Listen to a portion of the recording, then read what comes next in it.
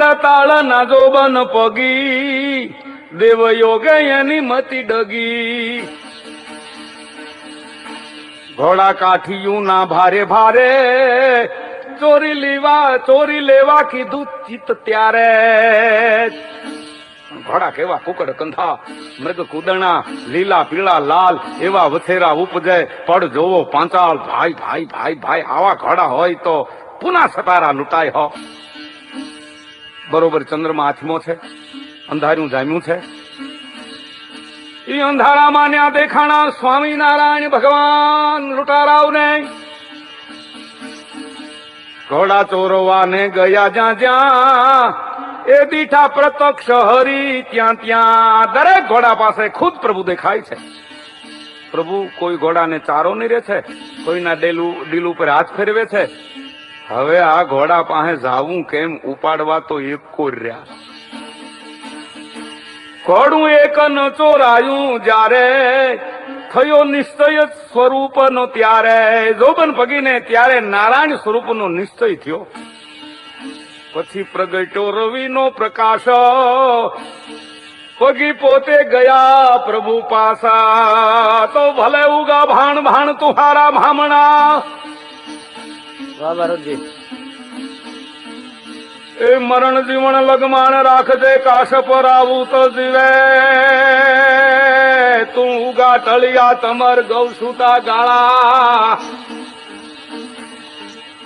તસગર ભેટાળા દન કર કાશપ દેવાઉતા એ કાશપ ના કુંવર સૂર્યદેવ તમે ભલે ઉગા અંધારું ગયું ગાયોના ગાળા છૂટા તસગર એટલે ચોરનો ભય અમને મટી ગયો આવે ટાણે કાળજાળ લૂંટારો જોબન પગી સ્વામી નારાયણ ભગવાન છે એને ચરણે નમી પડ્યો વારે વારે કરીને પ્રણામ એ કહ્યું ગદગદ કંઠે તેઠામ મુક્તાનંદે મને સાક્ષાત કરી સત્સંગમાં ઘણી વાત તેથી હું આપનો દાસ થયો પણ સંશય તો રહી ગયો હે હરી સ્વામી મુક્તાનંદજીએ તમે પ્રગટ પુરુષોત્તમ છો એવી વાત વડતાલમાં સત્સંગ વખતે કરી હતી અને મેં કંઠી પણ બંધાવી હતી પણ છતાં લૂંટારો ખરો ને એટલે થોડી શંકા હતી એ ઘોડા ચોરવાને હું જાતે અહીં આવ્યો તો ગઈ રાતે હે પ્રભુ ખડે ખડે આપનું સ્વરૂપ જોયું હું જોબન વડતાળો છું અરે મહાપાપી છું મારા અપરાધ માફ કરો તમારે શરણે આવ્યો છું તમે દયાળુ છો હું તો કુળહીન કુપાત્ર કપટી છું મેં ન કરવાનું કામ કર્યું છે દયા કરો પ્રભુ ત્યારે ધર્મ નંદને ધીરજ દીધી એના પાપ તણી ક્ષમા કીધી પછી પ્રભુએ નિયમ ધરાવ્યા ચોરી આદિ કુકર્મ ચુકાવ્યા આમ જોબનના ભાઈઓ ભત્રીજાઓ નાતીલાઓ અને ખુખાર ડાકો જે લાખો વડગામો પણ શ્રીજીના સેવક થયા અને જોબન પગીનો કાફલો હરિભગત બની કપાળમાં તિલક ચાંદલા ગળામાં કંઠીઓ સહિત એના પડાવે આવ્યો જોઈને બાવો નારાયણગીર કે છે અરે અરે આ હું કાગડાઓ ગંગાજી નાઈને આવ્યા તમે સ્વામિનારાયણની જાળમાં સપડાઈ ગયા હા બાવાજી સ્વામિનારાયણ તો સાક્ષાત શ્રીહરિ છે હું જોબન વડતાળો એને નમ્યો છું હવે ચાલો તમે પણ સાચી વાત મુક્તાનંદજીએ તેદી કહ્યું તું સ્વામિનારાયણ તો મનુષ્ય રૂપે મોરાર છે બધા આવ્યા શ્રીજીના સાનિધ્યમાં દભાણે ત્યાં તો મહારાજ બે બાવાજીને જોઈ અને બોલ્યા ઓહો આ બે ભાઈઓ તો મારે માટે 3 જન્મથી પુણ્યદાન કરે છે પછી વડતાલના જે રણછોડ પટેલ યજ્ઞમાં દભાણ આવેલા એને પ્રભુને વડતાલ પધારવા વિનંતી કરી મહારાજ બોલ્યા તમે જાઓ અમે આવશું જોબન પગીનો કાફલો શ્રી મહારાજ પહેલા વડતાલ પહોંચી ગયો પણ વળી પગીને પ્રભુનું પારખું લેવાની ઈચ્છા થઈ કે અમારા પહોંચ્યા પહેલા ભગવાન મારી મેડીની બારીમાં જો બેઠા હોય તો સાચા બાવા નારાયણગીરીએ પ્રથમ સર્વવ્યાપી ઘનશ્યામ પ્રભુનું રૂપ જોયું અને કે છે ઓહો પગી પ્રભુ તો તમારી મેળીએ બિરાજા છે જુઓ જુઓ જોબન કે ધન ભાગ તમારા અને મારા. બાવાજી, મેં મનમાં સંકલ્પ કર્યો તો કે મારી મેળીએ પ્રભુ બેઠા હોય તો સાચા. વાહ વાહ, અંતરજામીએ મારી ઈચ્છા પૂરી કરી. પ્રભુ ત્યાંથી અંતર ધ્યાન થયા. દબાણથી શ્રીજીની સવારી વડતાલના ઝાંપામાં આવી. આખું ગામ વાલાના સામૈયામાં ઉમટ્યું. હા, ગડીમ થતા બંદૂકોનો ચંભા છૂટે છે. ઢોલ નગારા ત્રાંસાની ધણનાટી બોલી રહી છે. દોકડ કડતાળ, ઝાંઝ અને કાંસિયાની રમઝટ બોલે છે. શણગાર સજેલી જે સ્વર્ગમાંથી અપ્સરા ઉતરી હોય એવી માણકી ઘોડી ઉપર શંખલાદી સામાન શોભે છે. હીરની સરક, રેશમી લગામ, રૂપાના મવડ, માથે કલંગી, ડોકમાં હાલર હુલર, આગમદોરો, ડુમચી, ચારે પગે ઝાંઝર રૂમઝમ રૂમઝમ રૂમઝમ વાગે છે. આવી માણકી ઉપર મહારાજ બિરાજા છે. માથે હાય છત્ર ચમર ઢળે છે. છડીદાર નેકી પોકારે છે. ગણિખમાં અખિલ બ્રહ્માંડ અધિપતિ મહારાજાધિરાજ રાજ રાજેશ્વર સહરાનંદ સ્વામીને નિગાહ રખો મહેરબાન. હાક બહુ સલામ. સંતો ઝીલણિયાની જીક બોલાવી રહ્યા છે. અબિલ ગુલાલ ઉડે છે. કાઠી દરબારો પોતપોતાના ઘોડાને ઝાડ કરીને કુદાવી રહ્યા છે. અમૈયું થતા ચોકમાં આવ્યું. શ્રીજી કહે છે, ભાઈ અમે તો જોબન પગીની મેળીએ ઉતરશું. સંતોના ઉતારા બાવાજીના મઠમાં થયા અને બીજા મહેમાનો અને પાટીદારો ઠાકરોડા ઉતર્યા. બીજે દિવસે સભા થઈ ત્યારે પ્રભુ પગીની મેળીની બારીએ બિરાજા. બાવો નારાયણગઢ, પ્રભાતગઢ, જોબન પગી, તખો પગી, સુંદર પગી, જાહોજી, બેચર ચાવડો, ખોડો પગી, ગલો પગી, ભવાન પગી, બામણોલીને આહોજી, તખો પગી, ઊંટવાળાનો જોઈતો, હાલુક, જગમાલ, સકરો, ઝાલો, દેવકરણ, વખતો, વજો, ઉજમ, ગણેશ, જગતો, ભાણો, વળી વડગામાનો લાખો ઠાકોર. એવા ખૂંખાર ડાકુ અને ચોરોને ભગવાન સ્વામિનારાયણે માળાઓ પહેરાવી અરે સત્સંગી બનાવ્યા. એક વખત જોબન પગી તો હવે ભગત થયા છે એમ માની એક ચોરે જોબન પગીનો જ એક બળદ ચોર્યો. એટલે જોબન પગી કોઈ બીજાના 2 બળદ ઠબકારી આવ્યા, ચોરી આવ્યા. આ 2 બળદ વાળાએ શ્રીજી મહારાજ પાસે ફરિયાદ કરી કે તમારા સેવક થઈને જોબન પગીએ મારા 2 બળદ ચોર્યા છે. મહારાજે જાણ્યું કે સંસ્કારો પગીના હજી છૂટ્યા નથી. શ્રીજીએ જોબન પગીને બોલાવ્યા અને કહ્યું, પગી, તમારો 1 બળદ ગયો, એનાથી આ ભાઈને બમણું દુઃખ થયું હશે, માટે એના 2 બળદ પાછા આલી દીધો. પગી શ્રીજીની આજ્ઞા વળોટી શક્યા નહીં. 2 બળદ એના મૂળ ધણીને આપી દીધા. ખબર પડતા પગીનો જે એ વખતને માથે બળદનો જે ચોર હતો એનો પણ હૃદય પલટો થયો. એટલે એને ચોરેલો બળદ પગીના ડેલામાં બાંધી દીધો પાછો. આમ મહારાજ શ્રીનો પ્રભાવ ચરોતરમાં એવો ફેલાણો કે જાણે સજ્જુગ વારો વર્તાણો. શ્રીજી મહારાજ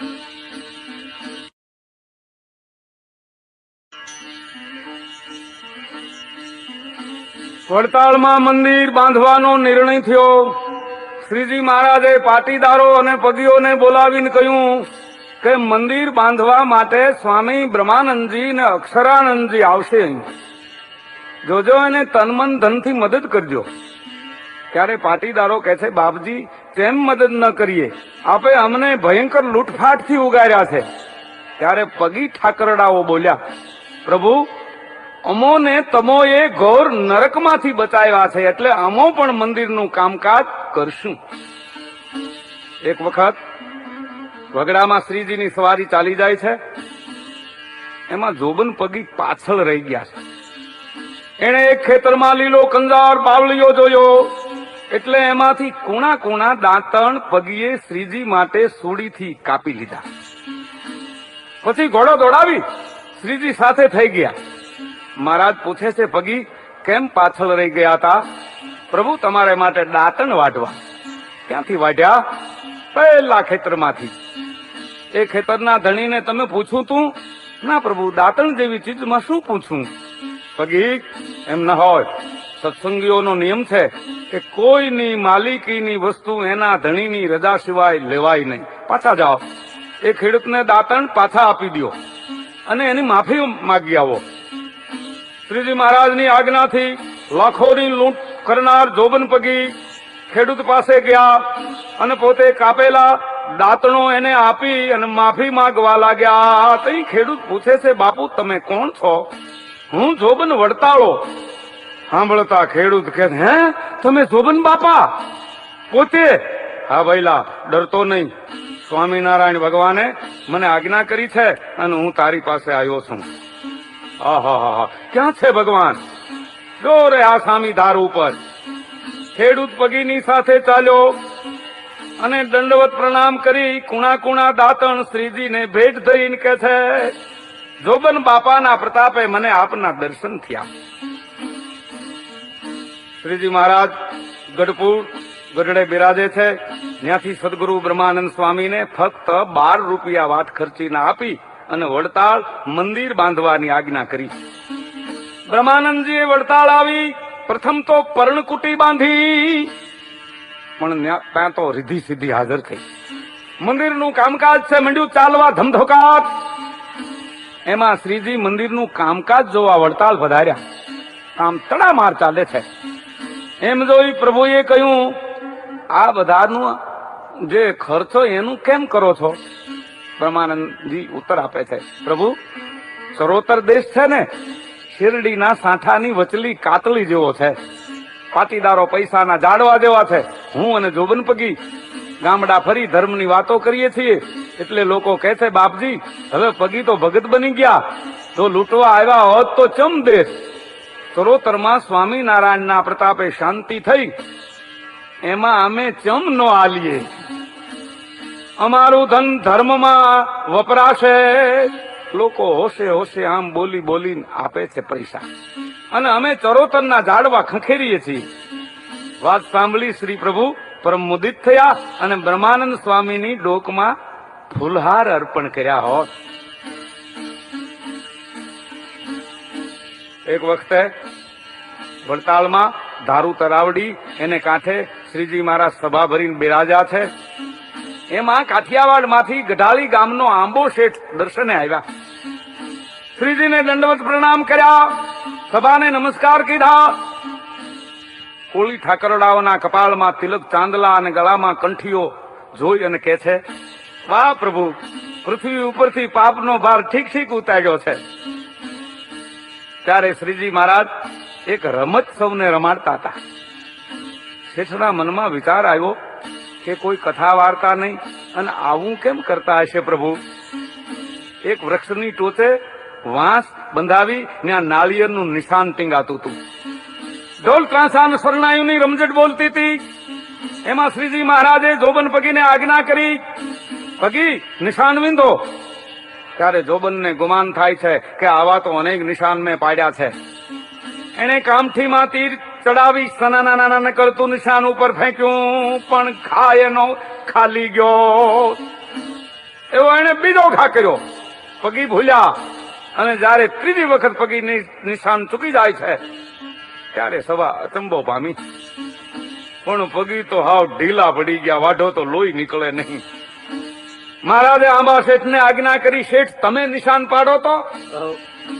અરે મારા અમારા બાપ દાદા એ કોઈ દી તાણ્યું નહીં હોય તીર, ઈ ફેંકતા અમને ક્યાંથી આવડે. એટલે શ્રીજીએ જોબન પગીને કહ્યું કે હે પગી, તમે આંબા શેઠને તીર મારતા શીખવાડો. પ્રભુની આજ્ઞા થતા જોબન પગીએ આંબા શેઠના હાથમાં તીર કબાન જલાવ્યા, નિશાન લેવરાવ્યું.